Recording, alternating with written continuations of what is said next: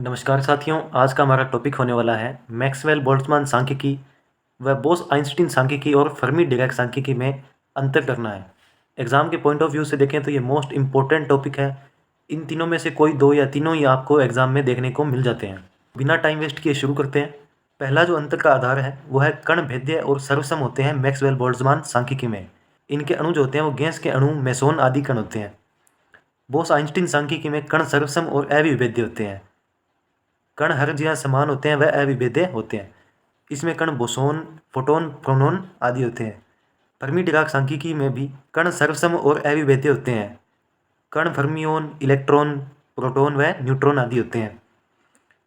दूसरा अंतर का आधार है पाउली अपवर्जन का नियम। मैक्सवेल बोल्ट्जमान सांख्यिकी पाउली अपवर्जन नियम का पालन नहीं करती। बोस आइंस्टीन सांख्यिकी भी इस नियम का पालन नहीं करती।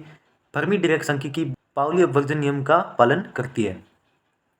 तीसरा अंतर का आधार है कला कोष्टिकाओं का न्यूनतम आयतन की कोई सीमा तय नहीं होती। मैक्सवेल बोल्ट्जमान सांख्यिकी में कला जो सेल होते हैं उनका न्यूनतम आयतन की कोई सीमा नहीं होती।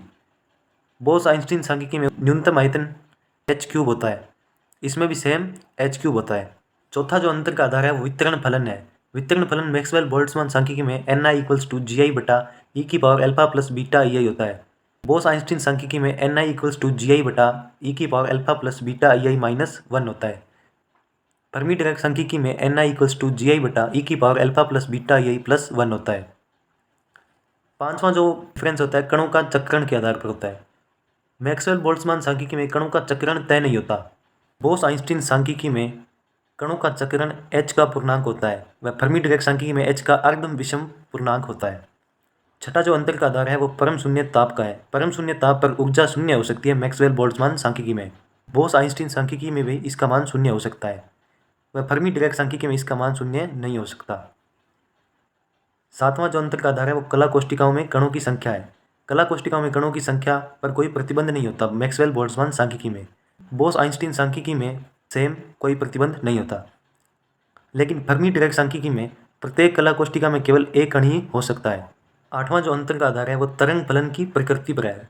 मैक्सवेल बोल्ट्जमान सांख्यिकी की तरंग फलन की प्रकृति ज्ञात होती है और स्थानीयकृत कणों हेतु तरंग फलन अतिव्यापित नहीं होते हैं, जबकि बोस आइंस्टीन के लिए सममित तथा अतिव्यापित होते हैं। फर्मी डिराक सांख्यिकी के लिए प्रतिसम्मित तथा अतिव्यापित होते हैं। इनका अगर ऊर्जा ग्राफ देखा जाए कुछ इस प्रकार होता है मैक्सवेल बोल्ट्जमान सांख्यिकी का। T1 T2 यहाँ पे T2 बड़ा होता है T1 से व T1 बड़ा होता है T0 से। बोस आइंस्टीन सांख्यिकी का ऊर्जा ग्राफ कुछ इस प्रकार होता है व फर्मी डिराक सांख्यिकी का ऊर्जा ग्राफ कुछ इस प्रकार होता है, जहाँ T0 सबसे छोटा, T1 T0 से बड़ा व T2 से छोटा, T2 सबसे अधिक ताप पर होता है। दोस्तों ये थे इनमें मेन डिफरेंसेस। एक क्वेश्चन इसमें एग्जाम में पक्का पूछा जाता है। मिलते हैं अगले टॉपिक में, तब तक के लिए बाय।